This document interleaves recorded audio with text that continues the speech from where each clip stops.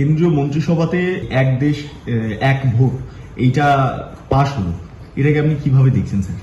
ওরা যেটা করার চেষ্টা করছে দীর্ঘদিন আগে থেকে আমরা এটা উপলব্ধি করতে পেরেছিলাম। আমি 2 বছর আগে মহারাষ্ট্রে অল ইন্ডিয়া স্পিকার্স কনফারেন্সে আমি গেছিলাম। আমাদের লোকসভার স্পিকার ছিলেন, রাজ্যসভার ডেপুটি স্পিকার সেদিন ছিলেন, এবং আমাদের প্রত্যেক অধিবেশনে স্পিকার্স অধিবেশনে সব আলোচনার পরে একটা করে রেজলিউশন পাস করা হয়, এবং সেদিনও একটা রেজলিউশন ওরা এনেছিলেন। ঠিক এর আদলের এটা পরিষ্কার করে না বললেও ওটা পড়লে পরে বোঝা যায় যে ওয়ান নেশন ওয়ান ভোট। আমি লোকসভা স্পিকারকে বলেছিলাম যে আপনি যে রেজলিউশনটা এনেছেন এটা তো ইন্ডিকেট করে আপনি ওয়ান নেশন ওয়ান ভোট এই থিওরিটার উপর বেস করে এটা এনেছেন। বলে আপনি আমাকে মিসলিড করছেন, আপনি আমাকে বুঝতে পারছেন না মিস্টার ব্যানার্জি, আমাদের ওই দৃষ্টিভঙ্গি নয়।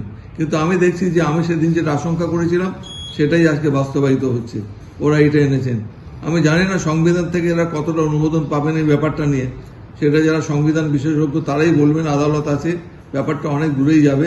তবে আমাদের ওদের যে পরিকল্পনা রয়েছে, that was the hidden agenda at that period of time, সেটা আমি উপলব্ধি করতে পেরেছিলাম।